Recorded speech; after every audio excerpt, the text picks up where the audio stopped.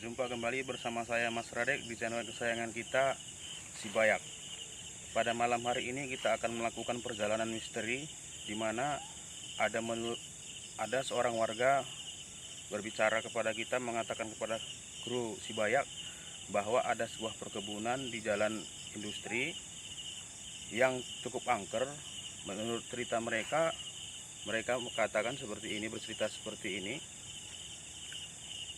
Ada pada suatu saat musim berbuah rambutan, ada seorang warga yang lewat dari sini yang mungkin niatnya memang ingin mengambil tanpa sepengetahuan pemilik kebun ini. Dia mengambil begitu aja. Warga sekitar sini juga dia menerangkan bahwa ketika dia mengambil dan memetik rambutan di sini, setibanya dia pulang ke rumah, dia kesurupan. Ketika dia kesurupan itu, sudah banyak orang tua dan orang-orang pintar yang mencoba menyadarkannya dan mencoba mengobatinya. Ternyata juga tidak berhasil juga. Maka ketika dia kesurupan itu, dia kesurupan sesosok nenek-nenek seperti ular gitu katanya. Dan Nini itu bilang kepada orang yang mengobatinya, sana jumpain yang pemilik tanah itu, minta maaf kepadanya. Tapi setelah pemilik ladang itu dijumpai, pemilik ladang berkata seperti ini, kami tidak ada bikin apa-apa di situ, kalian carilah yang bisa ngobatin gitu. Setelah dari situlah kata warga itu tadi, si yang kerusuhan itu sembuh. Mulai dari situlah tempat ini jarang ada yang memasukinya, sampai kalau ada pun buah pisang yang berbuah sampai kuning busuk dimakan kupu-kupu begitu aja. Dan menurut cerita masyarakat lagi dari versi yang berbeda juga, bahwa di atas sana ada seekor ular yang orang-orang yang pertama kali masuk ke dalam akan ditunjukkan wujudnya. Kira-kira katanya sebesar paha kita ini, berwarna hijau. Pada umumnya yang melihat itu tidak bisa bergerak dan tidak bisa berkata-kata. Tapi alangkah baiknya marilah kita mulai penelusuran ini, kita berjalan dengan hati-hati. Mari, ikuti saya.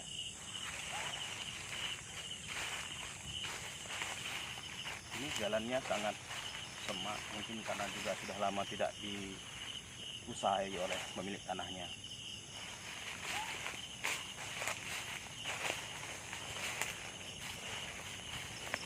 Dan konon katanya di lokasi ini juga ada sebuah sumur tua. Saya juga tidak tahu pasti di mana lokasinya, tapi saya di situ merasakan aura mistik yang sangat kuat. Kita mencoba menerabasnya dengan cara feeling aja, dengan cara rasa, mengikuti arah aura mistik itu aja, yang akan mengantarkan kita ke lokasi sumur tua tersebut. Mari kita pelan-pelan.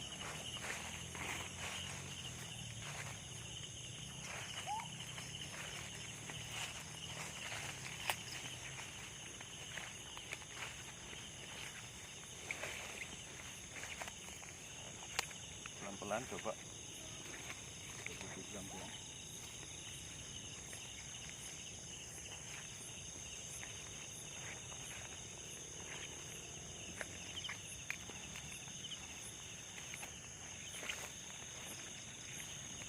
Oke, ini dia sumur tuanya. Coba saya akan melakukan komunikasi, apakah di sumur tua ini ada sosok penunggunya, apakah ada banyak penunggu-nunggunya di sini yang sering mengganggu di sini, apakah memang itu sengaja ditanam oleh pemilik kebun ini. Sebentar saya akan melakukan komunikasi dengan mereka.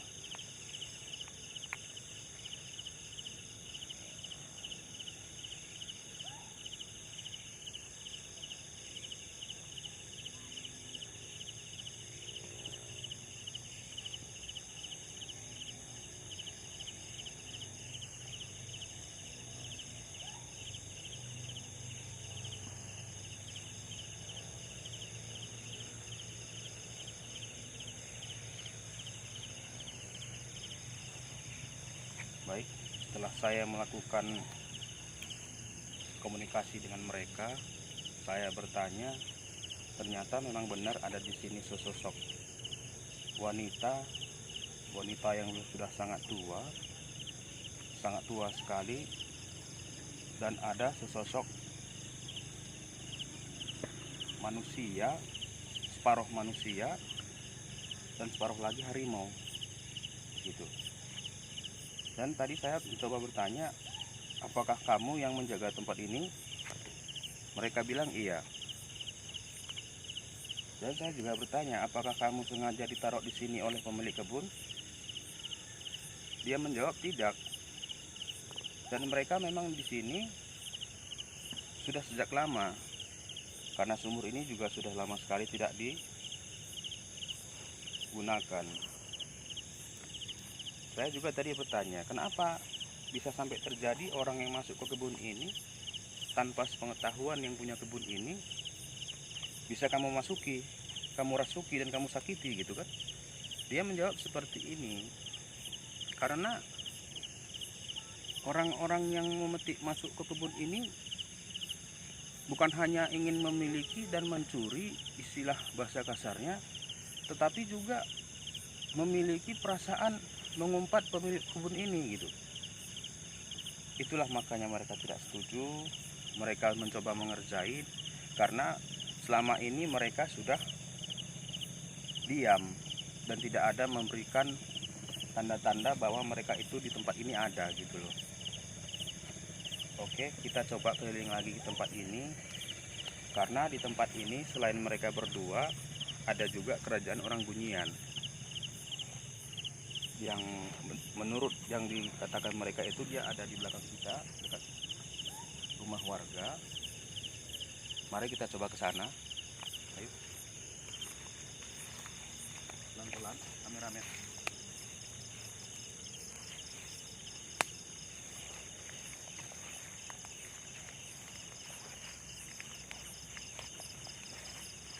Semak belukar ya, Mbah?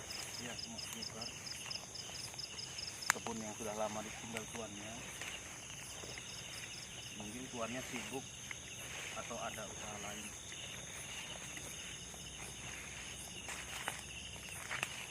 Baik, di tempat ini pun saya merasakan aura mistik yang sangat kuat. Sepertinya ada energi yang menarik kita di sini. Ada seorang yang mewujudkan dirinya, dan di tempat ini dia iseng nih. Mungkin ini juga yang sering mengganggu masyarakat di sekitar kita. Sekitar ini iseng. Iya, dia sangat jahil, dan dia memancing kita untuk manjat ke atas. Setelah tibanya di atas, biasanya dia akan menjatuhkan kita, menorong kita supaya terjatuh ke bawah gitu. Tapi mari kita abaikan aja dia, kita ke sumur tua yang berikutnya.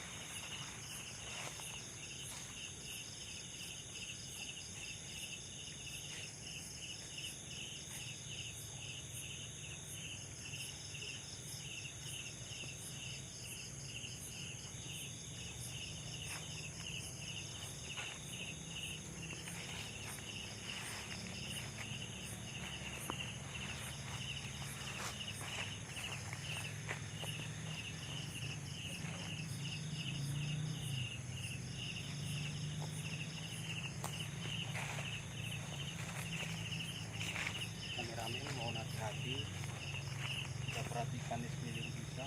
Yang kita takutkan adalah binatang melata.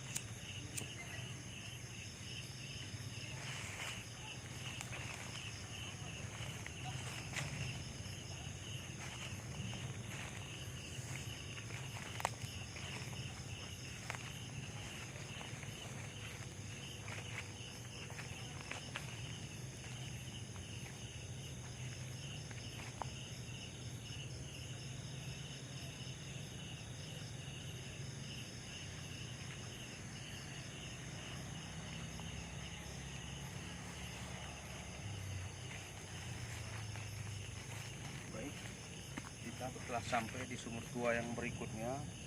Mungkin ini sumur baru ditinggal sekitar 15 sampai 20 tahun yang lalu. Mari coba kameramen dilihat.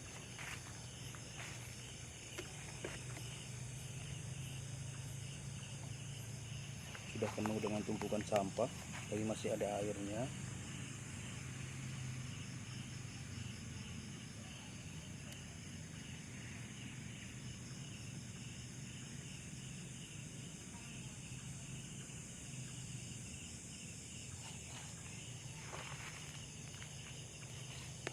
Oke, baik, di sini pun saya ada melihat sosok, tepatnya ini di sini. Oke, mari kita jalan sedikit. Di situ ada sesosok perempuan yang sedang duduk membelakangi kita, dimana selendangnya itu sampai menjuntai ke bawah tanah. Gitu. Dan menurut setelah kita berjalan sampai ke sini, di tempat ini juga ada kerajaan gaib. Tempatnya orang-orang bunian, seperti orang-orang kecil gitu ya, yang pendek. Banyak jenis silumannya juga. Dan menurut saya yang kemarin ini yang berbahaya ya gitu, sebenarnya adalah orang-orang yang hamil. Karena ketika orang-orang hamil masuk dan lewat ke tempat ini, kalau orang yang punya tempat ini tidak ada, mungkin mereka ini yang iseng, bisa-bisa malam-malam mereka dicekek oleh orang-orang bunian yang ada di sini, yang keberatan mereka lalu lalang di sini. Sebenarnya bukan karena mereka keberatan mereka itu mencuri buah-buahan atau tanaman di tempat ini gitu. Dan tadi sembari saya berjalan dari ujung tanah sampai ke tempat ini, saya tadi juga berkomunikasi oleh manusia yang separuh harimau dan separuh manusia itu tadi. Dia bilang kalau ular yang besar itu bukanlah ular nyata, tetapi adalah ular jadi-jadian yang akan mewujudkan dirinya apabila kita beruntung masuk ke tempat ini. Gitu loh. Dan ular itu tadi dia berbicara kepada saya adalah hewan peliharaan datuk katanya, tapi saya kurang mendengar datuk siapa gitu. Coba saya tanyakan kembali sebentar ya.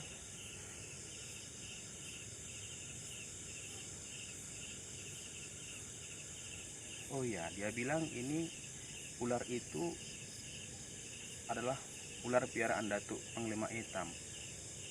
Berarti tempat ini adalah kekuasaan dari Panglima Etam.